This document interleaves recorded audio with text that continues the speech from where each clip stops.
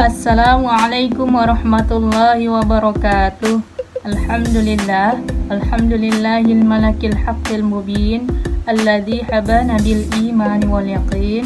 Allahumma shalli ala sayyidina Muhammad khatamil anbiya'i wal mursalin wa ala alihi at-tayyibin wa ashabihi al-akhyari ajma'in. Amma ba'd. Pertama-tama, marilah kita panjatkan puja dan puji syukur kita atas kehadirat Allah Subhanahu wa taala, yang mana Allah masih memberikan kita berbagai macam nikmat dan karunia-Nya sehingga kita dapat melakukan perkuliahan pada hari ini. Selanjutnya, salawat beriringkan salam tak lupa pula kita hadiahkan kepada baginda kita Nabi besar Muhammad sallallahu alaihi wasallam, yang mana beliau telah membawa kita dari zaman jahiliyah menuju zaman mahiliyah seperti saat sekarang ini. Selamat pagi teman-teman, selamat pagi Bapak dosen yang terhormat. Semoga kita dalam keadaan sehat walafiat. Amin ya rabbal alamin. Sebelum kami memulai presentasi pada pagi hari ini, sebelumnya saya ingin memperkenalkan anggota kelompok kami. Apiena Hafzah, saya sendiri, Zumiati Syarah Napi Tupulu, Juwita Anggresari, Alda Putriana, dan Aulia Khairani. Sebelum kita memulai presentasi pada hari ini, alangkah baiknya kita mengucapkan basmalah. Bismillahirrahmanirrahim. Baik, di sini saya sendiri yang akan menjelaskan tentang pengertian aliran Jabariyah. Jabariyah berasal dari kata jabaro yang berarti memaksa atau mengharuskannya melakukan sesuatu. Nama Jabariyah ini disangkut pautkan pada pengertian manusia dalam perbuatannya yang tidak memiliki inisiatif sedikit pun. Dengan kata lain, pada paham ini, manusia bukan terikat pada kehendak atau inisiatifnya sendiri, tetapi manusia terikat pada kehendak Tuhan yang mutlak. Jadi, dapat kita simpulkan bahwa aliran Jabariyah adalah paham yang menganut bahwa segala perbuatan yang dilakukan oleh manusia telah ditetapkan oleh qada dan qadarnya Allah Subhanahu wa taala. Sekian penjelasan dari saya tentang pengertian aliran Jabariyah. Materi yang selanjutnya adalah ajaran-ajaran aliran Jabariyah yang akan disampaikan oleh rekan saya, yaitu Zumiati Syarah Napi Tupulu. Kepada Zumiati, saya persilahkan. Baik, di sini saya akan menjelaskan tentang ajaran-ajaran Jabariyah. Adapun ajaran-ajaran Jabariyah dapat dibedakan menjadi dua kelompok, yaitu ekstrim dan moderat. Yang pertama adalah ekstrim. Aliran ekstrim di antara tokoh adalah Zam bin Sofwam. Dengan pendapatnya adalah bahwa manusia tidak mampu untuk berbuat apa-apa. Ia tidak mempunyai daya, tidak mempunyai kehendak sendiri, dan tidak mempunyai pilihan. Pendapat Zam tentang keterpaksaan ini lebih dikenal dibandingkan dengan pendapatnya tentang surga dan neraka. Konsep iman, kalam Tuhan, menyediakan sifat Tuhan dan melihat Tuhan di akhirat. Surga dan neraka tidak kekal, dan yang kekal hanyalah Allah. Sedangkan iman dalam pengertiannya adalah ma'rifat atau membenarkan dengan hati. Dan hal ini sama dengan konsep yang dikemukakan oleh kaum Murji'ah. Kalam Tuhan adalah makhluk. Allah tidak mempunyai keserupaan dengan manusia seperti berbicara, mendengar, melihat, dan Tuhan juga tidak dapat dilihat dengan indera mata di akhirat kelak. Aliran ini dikenal juga dengan nama Al-Jamiyah atau Jabariyah Khalisah. Ja'ad bin Dirham menjelaskan tentang ajaran pokok dari Jabariyah adalah Al-Quran adalah makhluk dan sesuatu yang baru dan tidak dapat disifatkan kepada Allah. Allah tidak mempunyai sifat yang serupa dengan makhluknya seperti berbicara, melihat, dan mendengar. Manusia terpaksa oleh Allah dalam segala hal. Dengan demikian, ajaran Jabariyah yang ekstrim mengatakan bahwa manusia lemah, tidak berdaya terkait dengan kekuasaan dan kehendak Tuhan, tidak mempunyai kehendak dan kemampuan bebas sebagaimana dimiliki oleh paham Qadariyah. Seluruh tindakan dan perbuatan manusia tidak boleh lepas dari skenario dan kehendak Allah. Segala akibat baik buruk yang diterima oleh manusia dalam perjalanan hidupnya adalah merupakan ketentuan Allah. Yang kedua adalah ajaran Jabariyah yang moderat. Tuhan menciptakan perbuatan manusia, baik itu positif atau negatif, tetapi manusia mempunyai bagian di dalamnya. Tenaga yang diciptakan dalam diri manusia mempunyai efek untuk mewujudkan perbuatannya.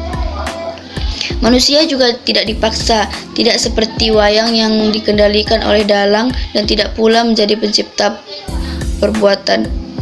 Tetapi manusia memperoleh perbuatan yang diciptakan Tuhan. Tokoh yang terpaham seperti ini adalah Husain bin Muhammad An-Nazzar yang mengatakan bahwa Tuhan menciptakan segala perbuatan manusia, tetapi manusia mengambil bagian atau peran dalam mewujudkan perbuatan-perbuatan itu, dan Tuhan tidak dapat dilihat di akhirat. Sedangkan Ad-Dirrah atau tokoh Jabariyah moderat lainnya pendapat bahwa Tuhan dapat saja dilihat dengan indera keenam dan perbuatan dapat ditimbulkan oleh dua pihak. Baik, selanjutnya saya serahkan kepada moderator. Terima kasih kepada Zumiati yang telah menyampaikan materinya. Materi selanjutnya yaitu tentang pengertian aliran Qadariyah yang akan disampaikan oleh rekan saya, Juwita Anggressari. Kepada Juwita, saya persilahkan. Baik, terima kasih kepada moderator. Saya akan menjelaskan yang di pengertian aliran Qadariyah. Secara bahasa, Qadariyah berasal dari bahasa Arab Qadara yang mempunyai arti kuasa atau mampu, ketentuan atau ukuran, dan menyempitkan. Sedangkan menurut istilah adalah kelompok yang menolak qadar atau ketetapan Tuhan, yaitu kelompok yang tidak percaya adanya ketetapan Tuhan terhadap segala perkara. Kelompok ini menolak aliran kepercayaan bahwa Allah Subhanahu wa Ta'ala telah menetapkan segala urusan sebelum diciptakannya.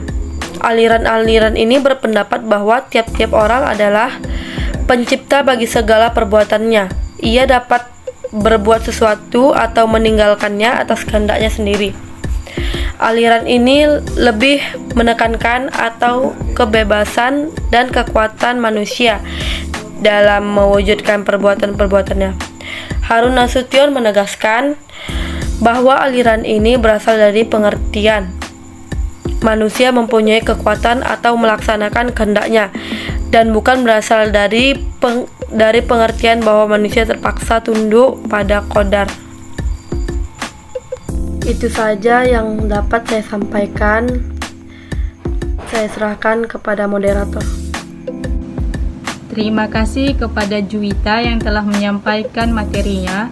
Materi yang selanjutnya yaitu tentang ajaran-ajaran aliran Qadariyah yang akan disampaikan oleh rekan saya, Alda Putriana. Kepada Alda Putriana, saya persilahkan. Baik, di sini saya akan menjelaskan tentang ajaran Qadariyah. Menurut Dr. Ahmad Amin dalam kitabnya Fajrul Islam menyebut pokok-pokok ajaran Qadariyah sebagai berikut. 1. Orang yang berdosa besar itu bukanlah kafir dan bukanlah mukmin, tapi fasik, dan orang fasik itu masuk neraka secara kekal. 2. Allah Subhanahu wa Ta'ala tidak menciptakan amal perbuatan manusia, melainkan manusia yang menciptakannya, dan karena itulah maka manusia akan menerima pembalasan baik atas segala amal baiknya dan menerima balasan buruk atas segala amal perbuatannya yang salah dan dosa. Karena itu pula maka Allah berhak disebut adil. 3. Kaum Qadariyah mengatakan bahwa Allah itu Maha Esa, atau dalam arti bahwa Allah tidak memiliki sifat-sifat ajali seperti ilmu, qudrat, hayat, mendengar dan melihat yang bukan dengan zatnya sendiri. Menurut mereka Allah Subhanahu wa Ta'ala itu mengetahui, berkuasa, hidup, mendengar dan melihat dengan zatnya sendiri. 3. Kaum Qadariyah mengatakan bahwa Allah itu Maha Esa, atau dalam arti bahwa Allah tidak memiliki sifat-sifat ajali seperti ilmu, qudrat, hayat, mendengar dan melihat yang bukan dengan zatnya sendiri. Menurut mereka Allah Subhanahu wa Ta'ala itu mengetahui, berkuasa, hidup, mendengar dan melihat dengan zatnya sendiri. 4. Kaum Qadariyah berpendapat bahwa akal manusia mampu mengetahui mana yang baik dan mana yang buruk, walaupun Allah tidak menurunkan agama, sebab katanya segala sesuatu ada yang memiliki sifat yang menyebabkan baik atau buruk. Selanjutnya, terlepas apakah paham Qadariyah itu dipengaruhi oleh paham luar atau tidak, yang jelas di dalam Al-Quran dapat dijumpai ayat-ayat menimbulkan paham dari Qadariyah. Dalam Quran surah Al-Ra'd ayat 11, artinya sesungguhnya Allah tidak merubah keadaan sesuatu kaum sehingga mereka merubah keadaan diri mereka sendiri. Baik, sekian dari saya kembalikan kepada moderator. Terima kasih kepada Alda Putriana yang telah menyampaikan materinya. Materi yang terakhir yaitu tentang refleksi paham aliran Qadariyah dan aliran Jabariyah yang akan disampaikan oleh rekan saya yaitu Aulia Khairani. Kepada Aulia Khairani dipersilahkan. Assalamualaikum warahmatullahi wabarakatuh. Perkenalkan, nama saya Aulia Khairani. Di sini saya akan menjelaskan bagaimana refleksi paham Qadariyah. Refleksi paham Qadariyah, sebuah perbandingan tentang musibah dalam paham Qadariyah, akan menjawab bahwa perbuatan manusia ditentukan dan dikerjakan oleh manusia, bukan Allah. Pada perkembangan selanjutnya, paham Qadariyah disebut juga sebagai paham rasional dan liberal dalam Islam. Latar belakang kemunculan paham Qadariyah. Dalam sejarah pemikiran Islam terdapat lebih dari satu aliran yang berkembang. Hal ini dikarenakan adanya perbedaan pendapat antara ulama-ulama kalam. Ada ayat-ayat yang menunjukkan bahwa manusia bertanggung jawab atas perbuatannya sendiri, dan ada pula ayat yang menunjukkan bahwa segala yang terjadi itu ditentukan oleh Allah dan bukan manusia. Dari perbedaan inilah lahir aliran Qadariyah dan Jabariyah. Sejarah lahirnya aliran Qadariyah tidak dapat diketahui secara pasti dan masih merupakan sebuah perdebatan. Qadariyah pertama kali dimunculkan oleh Ma'bad al-Jauhani dan Gilan ad-Dimashqi sekitar tahun 70 Hijriah atau 689 Masehi. Iftirak atau perpecahan mulai terjadi setelah Utsman bin Affan terbunuh. Ketika meletusnya fitnah di antara kaum muslimin pada masa Ali bin Abi Thalib, barulah muncul kelompok Khawarij dan Syiah. Selanjutnya para sahabat justru melakukan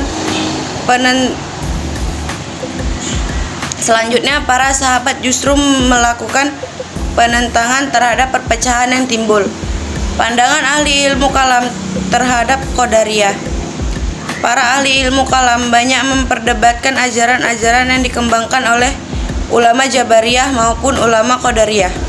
Beberapa pendapat diberikan untuk menolak ajaran paham ini. Jika manusia tidak memiliki daya dan segala perbuatan dipaksa oleh Allah, maka sejauh mana eksistensi manusia sebagai khalifah di muka bumi? Bagaimana fungsi berita gembira dan ancaman yang Allah berikan? Serta untuk apa Allah menyediakan pahala atau segala perilaku manusia dalam hidupnya? Sekian dari saya ucapkan terima kasih. Terima kasih kepada Aulia Khairani yang telah menyampaikan materi terakhirnya. Baik, materi kali ini telah selesai kami jelaskan, maka berakhirlah pula presentasi kami pada pagi hari ini.